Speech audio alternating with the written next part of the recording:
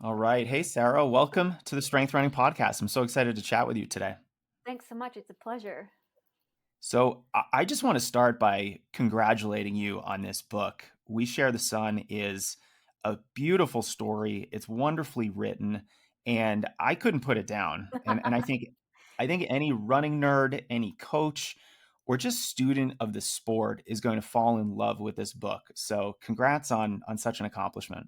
Thank you so much. I really appreciate that. It's really lovely to hear. Yeah, and you've written about Coach Patrick Sang. He's a Kenyan elite runner turned coach, and he works with some of the best runners on the planet. And I'm curious with your background in sports, drew you to this topic specifically? Yeah. So it's an interesting story. The idea came to me really in spring 2020 at the end of April. A literary agent in New York reached out to me about a story that I wrote actually for Runner's World magazine. I profiled a man named Gordy Ainsley and his experience running the first 100-mile ultra through the Sierra Nevada mountains in the mid 70s. And that was, that became the Western States 100, which is considered the ultra marathon trail race. And the agent was curious as to whether or not I was interested in turning that story into a potential book, which at the time, well, I think there is a space for that. It just wasn't how or where I wanted to direct my energy. But I was still interested in pursuing a book. And to be honest, I had a fascination regarding East African runners for quite a while. So in 2017, I profiled Emmanuel Mutai of Kenya, who was the number one entrant in the field for the Boston Marathon, the race that year.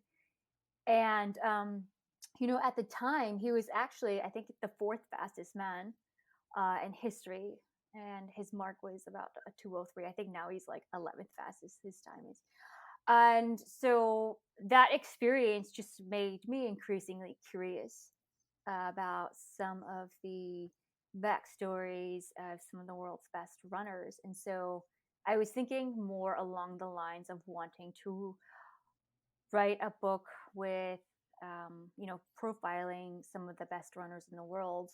And when I was discussing the idea with the literary agent, he didn't quite see it uh, selling. And so he thought, why don't you reconsider the idea? And so I did pivot a little bit, and I was thinking of, okay, so who is the man behind producing some of these champions? And, it's just so interesting the fact that, you know, Kenya has produced so many major marathon winners who've gone on to win many marathons or become Olympic champions, world record holders. And I just felt like to prominent media and also to fans, there was a bit of an element of mystery in regards to who these athletes are. And I just felt like the human interest, storytelling elements seemed to be lacking to me.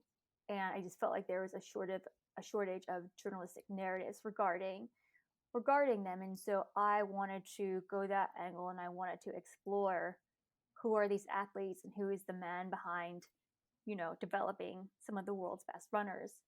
And so that brought me to wanting to profile and learn more about Patrick Sang.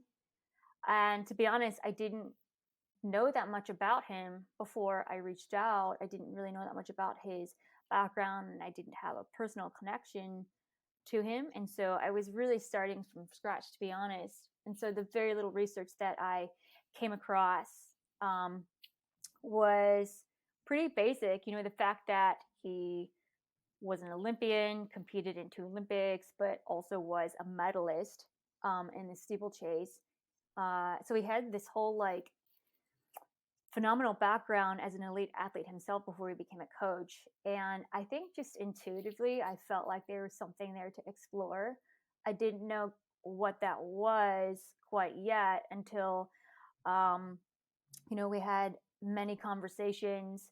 Um, about potentially writing this book. And it took many months for him to agree to the idea. And actually, at one point, I almost gave up because I didn't think it was going to work out. But something in me said, no, like keep pursuing it because there is something really interesting here. And come to find out, it was really worth it. Yeah, it was worth it. Thanks for not giving up. I'm so glad Yeah, this book came to fruition because yeah, I think for any real big fan of track and field or road racing, or really just any fan of the sport of running, there's always been this mystique around yes, East African runners and their dominance in the sport. yeah, And so I think what your book does is really shine a spotlight on a lot of the main characters hmm, in the Kenyan running world. And I think that's what a lot of us huge running dorks have been looking for, hmm, for years and years. I remember sitting around in college talking to my college teammates about why are these runners so good? What could it be? Is it because they're running 10 kilometers to school barefoot every day? And actually in your book, you say that a lot of that is kind of a myth. And, that's what Coach there's very says. few Yeah, people. yeah, Yeah. Um, and so I'm really interested in the culture around distance running in yeah, Kenya because it's very different than it it is is. here in the United States. Yeah, Um, and you write in your book that Patrick Sang is often described as a life coach. And, here in the US, life coach has some connotations to it that usually aren't super positive. What do you mean when you say he's often described as a life coach? so by the phrase life coach, I mean that Coach Singh views an athlete not just as an athlete, but as a person. There's this quote in the book that he says, an athlete's life is very short. But he says, if you become a human being in society, you can serve humanity for a long time.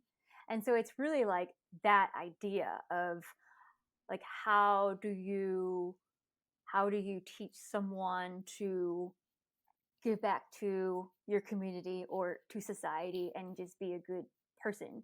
And I feel like, you know, not enough of sport is about that. It's really about like what can you produce? What kind of result can you produce? What kind of numbers can you put up? But I really like his his philosophy around like creating a holistic individual. So that's what I mean by life coach. He teaches his athlete about finances and about giving back. And it's really dynamic. It's not just a one-dimensional approach to, coaching, which I think is unique. Not everyone is like that. Yeah, you're right. And I think here in the United States there have been exposés on a lot of different coaches and programs that have a very different approach where we're going to run all of our athletes through the ringer and just expose them to such difficult training without that kind of support.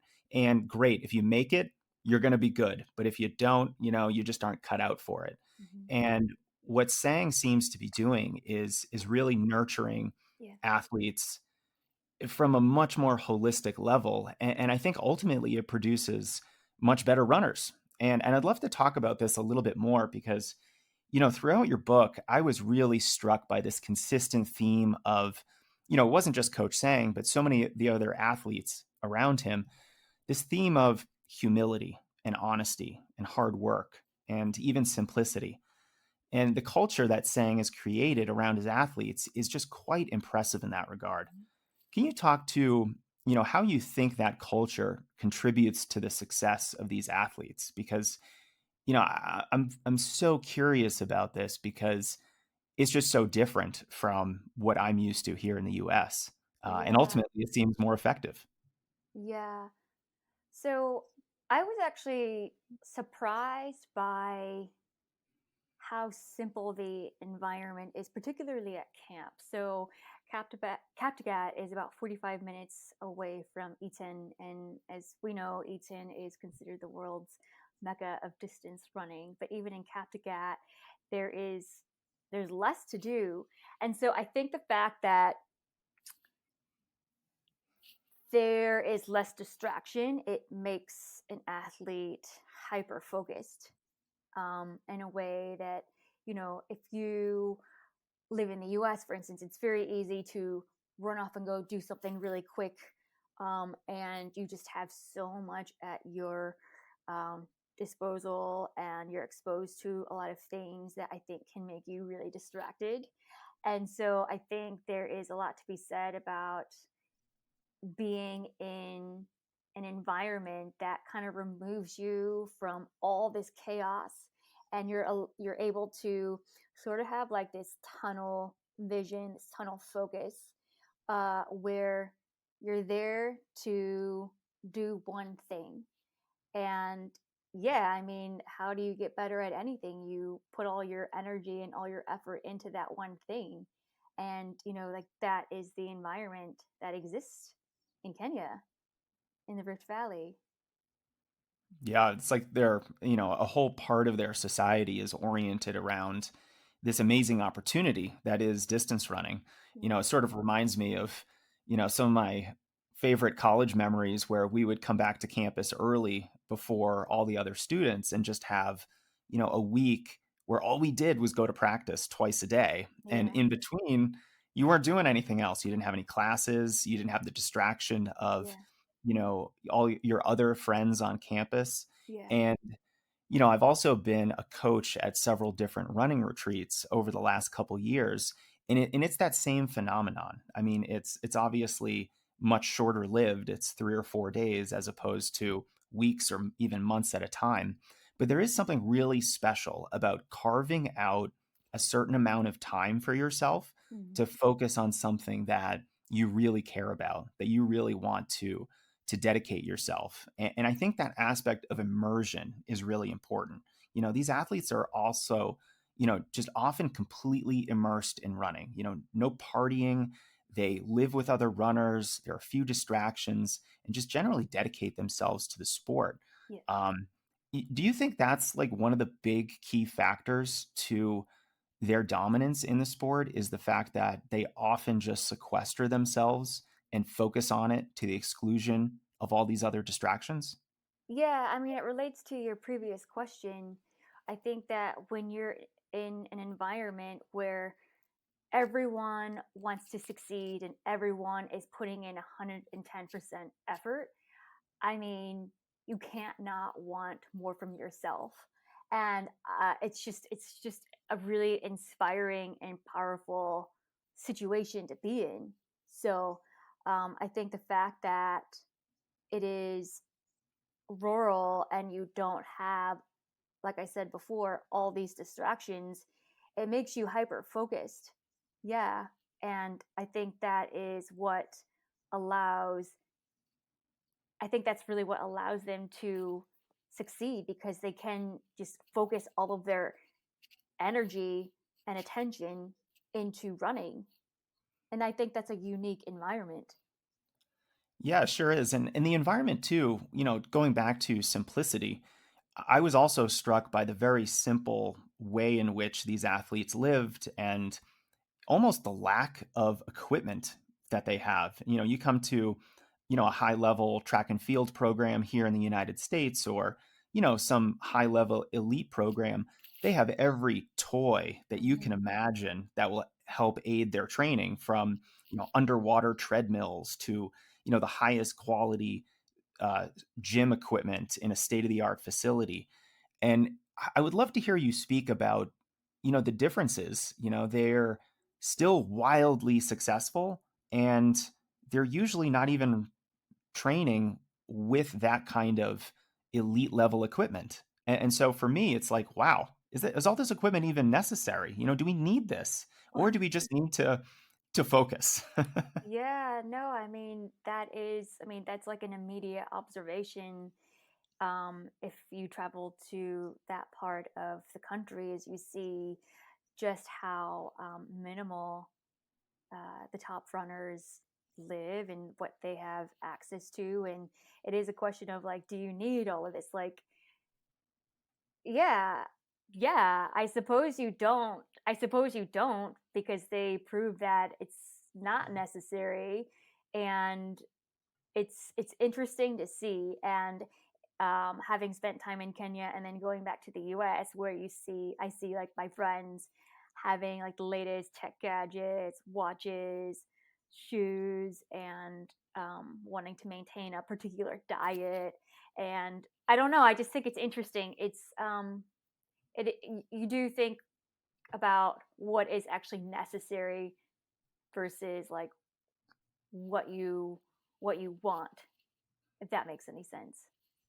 Yeah, it seems like, we're just talking about distractions, and it seems like, the latest, fanciest GPS watch and the coolest new vibrating foam roller, and all these toys, they can certainly be helpful. Yeah, But if that's what we're focusing on at the exclusion of our training and what yeah, we're actually doing out there when we go running, and even more broader than that, how we live.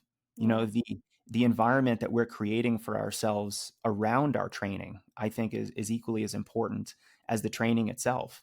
Are yeah, we sleeping? Are we reducing stress? Are we getting motivated by surrounding ourselves with, that level of immersion? I think is really powerful. yeah, Um, and Sarah, I'm very fortunate to live in Colorado, and I live in yeah, Denver. Now, Boulder is a short drive away, and I, I I'm very taken by the community in Boulder because I think from what I've experienced, it's the closest thing to this kind of a running oriented culture. There are group runs in Boulder that you can go on multiple times a week that you're going to be hanging out with elite or sub elite athletes. The environment itself just has this rich running tradition to it.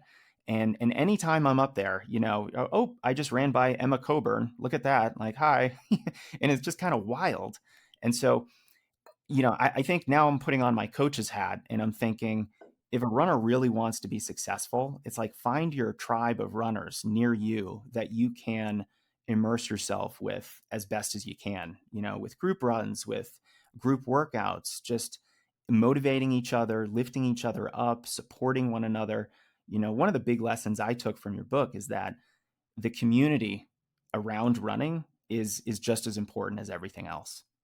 yeah, definitely. But one interesting observation that I experienced when I was in Kenya is I would see big groups of runners running totally silent. It wasn't like they weren't like running and talking or listening to music or stopping to take a photo. So it was just like a different level of professionalism and seriousness that I've never seen anywhere else. And I find that if I run in a group, there's always some kind of social element to it. And so in a way I almost find that to be a bit distracting. Like I'm someone who likes to run and not talk. Um I don't like to be like social about it when I run. Like I want to train and I want to train really hard, and I don't want to be in a conversation. And so it was nice to be uh, in Kenya because the way that I like to run is like what I witnessed. Like people are very serious about it, and it was interesting to see um, the training, the trainings in which people were that focused, because it's I don't really experience that elsewhere. Yeah, yeah. I think back to my college days where, you know, we were all like that on the track or doing a tempo run or a hill workout. We were all business. But as soon as you put us out on the trails for an easy run, we're goofing off and telling Yeah. stories about the shenanigans we got into last weekend and, things like that. Um, was there any of that kind of levity on some of the easier recovery runs where performance wasn't really too important for them? I did not notice any kind of social element while they were training in any way, whether it was like an easy recovery run or a track session. No, I mean they were silent and they were serious every single time that I watched a training session. It was super impressive to see. Yeah, yeah, it was Yeah, super it's impressive to see. very impressive. And I'm somewhat of the class clown on the track team and was always having a good time, and so I probably would have been kicked off the team in Kenya. I'll tell you a story. There was one day when I was running.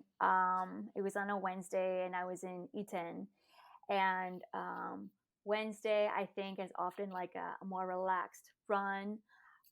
And I ran, for the most part, I ran by myself the entire time I was in Kenya. But there was one day where I saw this group.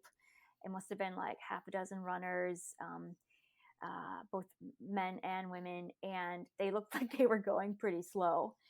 And so I see them run, and I was thinking like, oh, like I can keep up with that. That seems like a pretty like easy pace, manageable.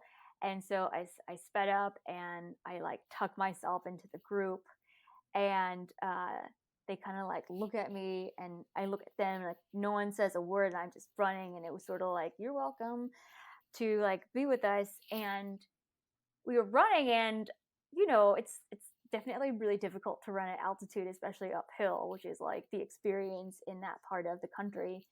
And I remember like my arms, they just felt numb because we were actually going a lot faster than what I thought they were going and from what I was used to running, especially at altitude. And I like dropped out after like a mile and a half because I thought, whoa, like I don't think I can do this. It's actually a lot more difficult than what you would think. Yeah.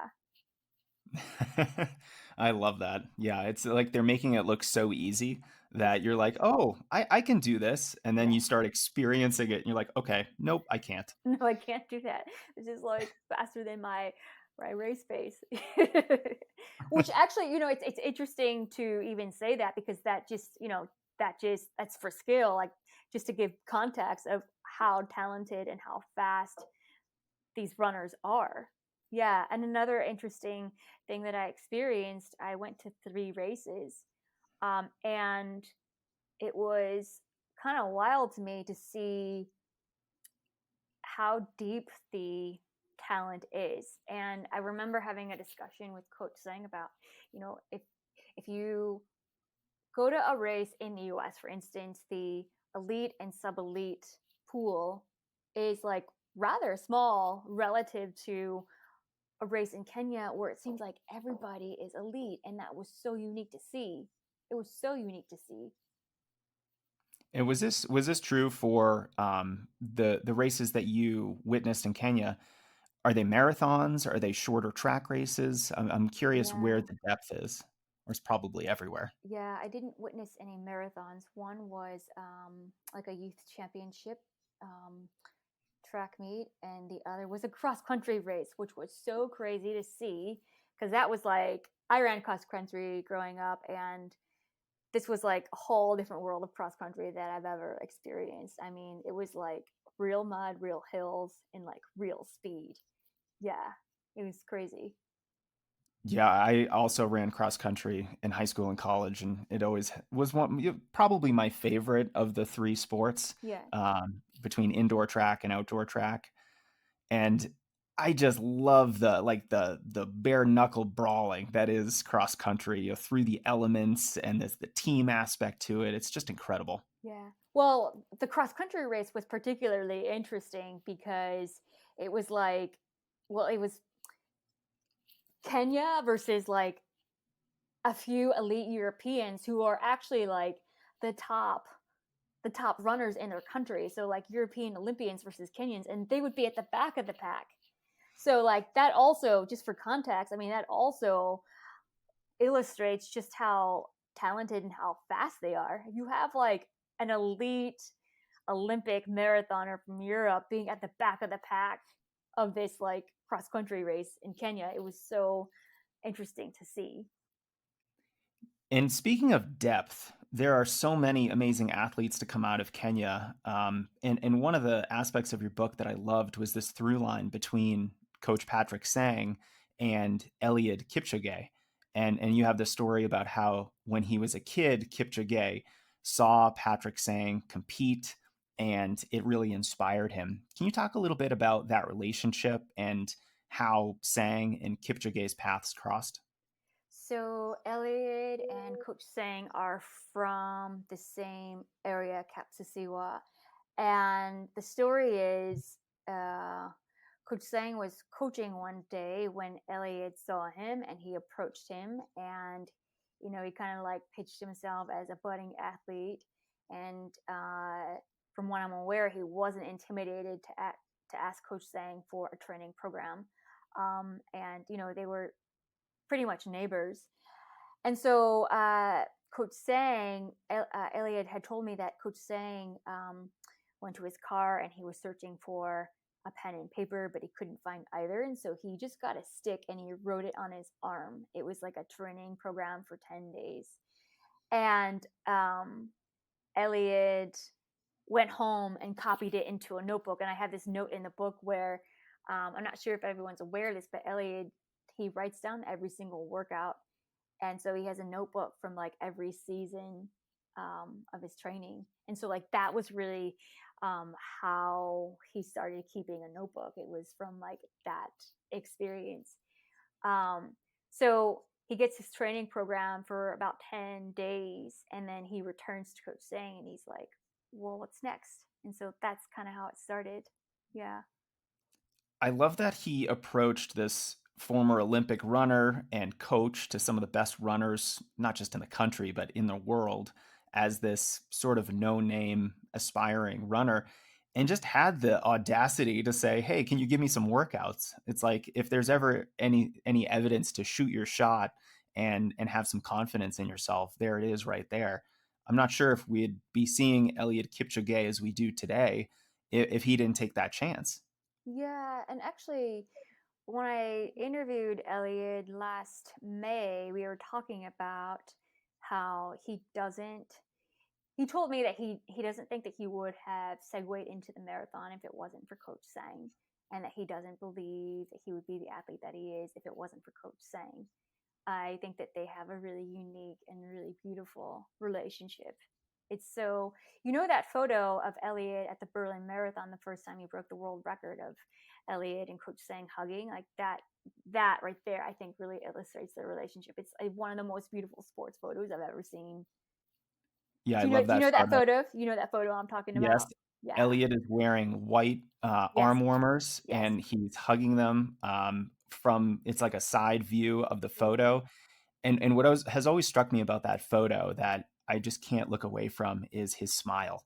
The absolute pure bliss and joy on that man's face.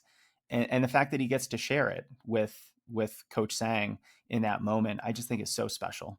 It is. It definitely is. And I feel like I can look at that photo and it'll make me emotional. There's just like so much there. There's so much to that photo. And yeah, I love looking at it.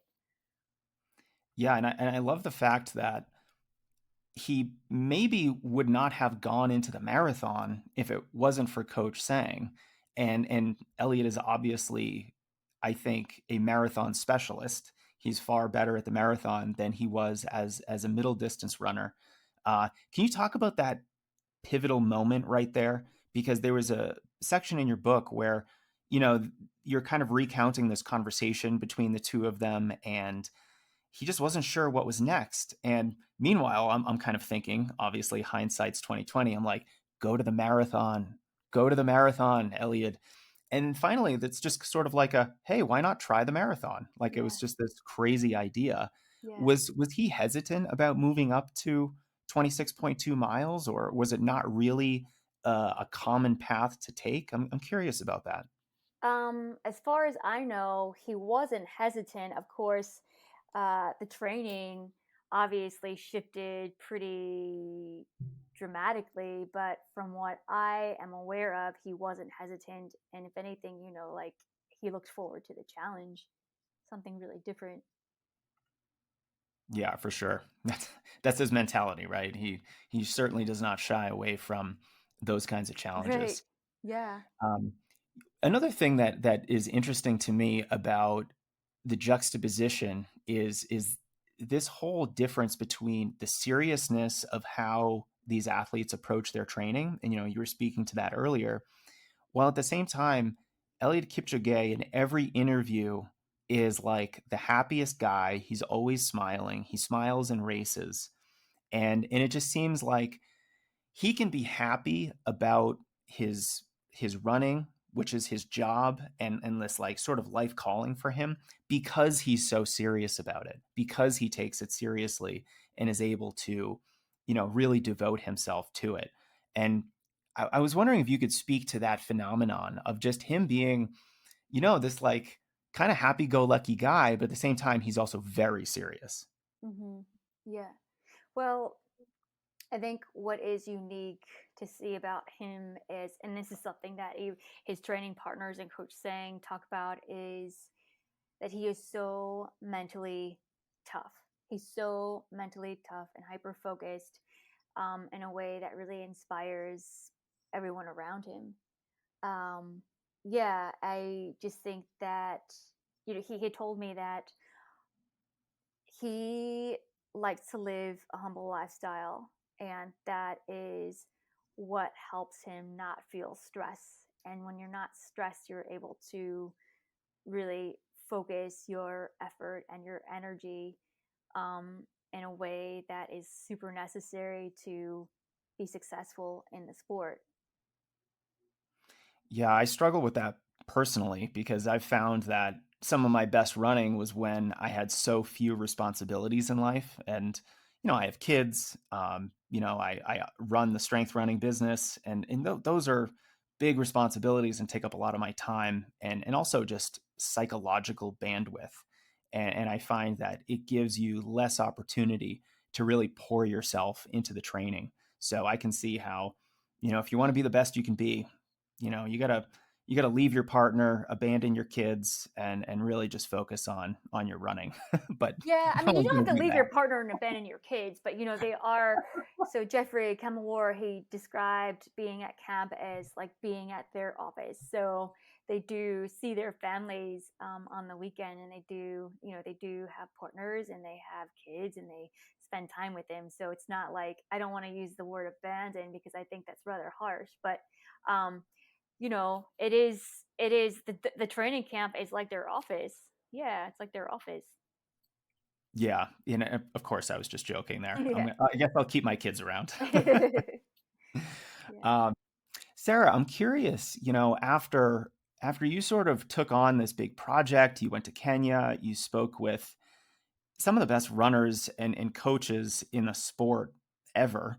Have you changed your thinking about the sport of running? How has your perspective evolved since writing this book? One of the most interesting observations I had, was it was a training session in December 2021, and it was a 40K run around Kaptagat on a route that is described as the Boston route because of how hilly it is. And I remember watching, an 800-meter specialist do the entire route 40K, and I thought that was really unique to see because I don't normally see an 800-meter runner running 40K. And so I've actually thought about this, training session, ever since I watched it, during some of my training runs, um, because it just says so much about the mental component of the sport.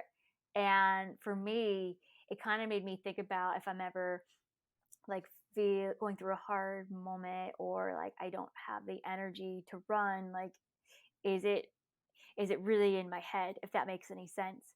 And so I think one of the things that, I really took away from my experience in Kenya is just how important the mental component is and mental strength is, and how far that can really carry you. Yeah, for sure. What do they say? Running is 90% physical and the other half is mental. I think that That was an old Babe Ruth quote. that's what they say. Yeah. But, again, like it was really unique to see a mid distance runner going out and just running 40K. Because at the time he had, I was told that he wanted to lose a little bit of weight. And so, like, that was, you know, he did it because, that was what he had to do to move that direction. But the fact that he was running 40K and he did it, so the altitude I think was like 8,200 feet. Um, and he did it, in 2 hours and 51 minutes, which Okay. I thought So was that's really impressive. So that equates to approximately a 3 hour marathon. It's like 654-minute miles. from what I saw on his watch. Which, like, you know, like it's pretty casual to go out and do that, especially like if you specialize in 800 meters. I was like, wow, yeah. Not Did to you mention finish? the altitude For sure. of that is just staggering. We Yeah. have a somewhat heralded route here up in Boulder. That's the MAGS kind of famous run. It's often used by the University of Colorado Boulder cross country team, and it's very similar to this Boston route. It's a dirt road up at around 8,500 to 9,000 feet altitude, and it's just rolling dirt hills for miles and miles and miles, and it just sounds like exactly the same kind of a venue, and kind of brings me back to this little bit of a comparison between Boulder and these places in Kenya where such a big part of the culture revolves around running, and it seems like you witnessed these amazing athletes immerse themselves in the sport so that they could really focus on it and give themselves to running. And you came away with it with a little bit of extra mental toughness. It rubbed off on you, it seems like. And I got to say, reading the book, it rubbed off on me too. And it's almost like we just got to get some proximity to these mindsets, these ways of thinking about the sport, because they're so powerful. I mean, they can be transformational. How you interact with running, how motivated you can be, how consistent you can be. Because if you're not motivated or consistent with your training, you're probably not going to really reach too many of your goals. Yeah. So, I think one of the big value propositions of your book is that I am just fired up to train. I just love reading about these athletes and the things that they're okay with. They're okay living very simply and working so hard. And it just makes me not want to complain about a single thing. Yeah. Yeah. I would say like another thing that I walked away with from my experience in Kenya is just it was I just appreciate these athletes so much more. Like when you have an understanding of what it took to get to the start line and what that represents, and how important it is for them to succeed because they also give back to their community and they want to improve society. And I think that's something else that I just really valued and I really appreciated learning about what it takes to actually get to the start line.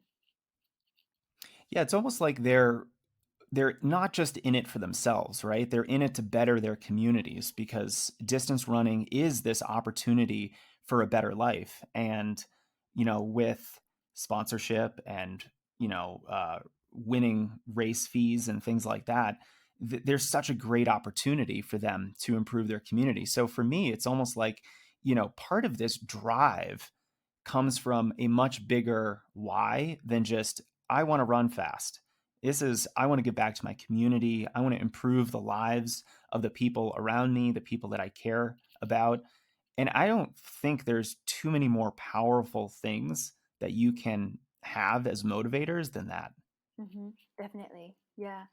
And I have a section in the book in which I talk about an athlete's experience running the Amsterdam Marathon. And we had a conversation about, he said that someone helped him get to where he is, and he feels it's necessary to pay it forward. And, that can come in different forms, such as contributing to someone's school fees or providing them with equipment such as running shoes or athletic gear to support their training, or maybe helping them financially with rent or money toward food, etc. And it's just really nice to see that there is such a communal aspect, a communal mindset that's at play, and it's not just about running. There's more to it. Yeah, and I think that's such an important point. And really, Sarah, for me, your entire book is a book of wisdom. You're not going to find workouts or splits or very much training theory in the pages of your book. but you are going to learn the building blocks of what it takes to achieve your potential, to maybe scratch the surface of what you might be able to accomplish in this sport if you immerse yourself, if you focus and really dedicate yourself to it. And that might be the most valuable training advice that you can get anywhere. Mhm. Yeah. So, the entire time I was writing the book, I couldn't help but think about how it related to my experiences of training for a marathon. So I've run 14 marathons. And, a marathon is an event that you just have to put in the work, even if it hurts and it takes so much time and you're exhausted. Like, no one's going to do it for you. You just have to go through the process. And so, writing a book is you have to be really dedicated and really focused. And I couldn't help but equate certain milestones as I was hitting certain word counts to, okay, this feels like I made it to a 5K or a 10K. I'm halfway there, 20 miles in. I just saw or experienced a lot of parallels in that regard. Yeah. Yeah, I've always said that running is such a great preparation for so much of life that, man, if you can improve as a runner and dedicate yourself to the sport, like, you are just not going to have too many other barriers in your life. You're going to have the mindset and the work ethic to succeed no matter what you're doing. Yeah, I mean, that's the thing about the marathon, and something that I really appreciate about having done it so many times is that you just build your confidence in a way that makes you feel like you can do anything. And it also has taught me to reframe my perspective on like how I navigate a situation. So, I've said this before, I don't think of a problem as a problem. I just think of the idea of troubleshooting and asking, it's not a question of can I do this, it's how can I do this. And I think running, particularly the marathon, has really taught me to think like that. For sure. It's a microcosm of life, right? Yeah, definitely. Definitely.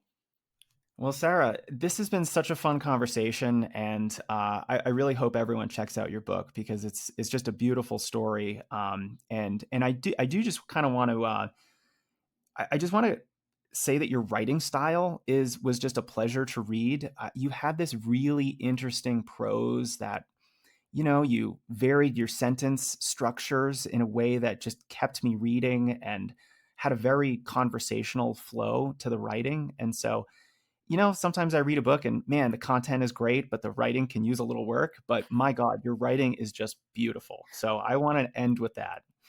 I really appreciate that. Thank you so much. That's a really lovely compliment. Thank you. Yeah. So We Share the Sun. It's available. Where's it available? Everywhere. Amazon, Barnes and Noble. Amazon, yes. Yes.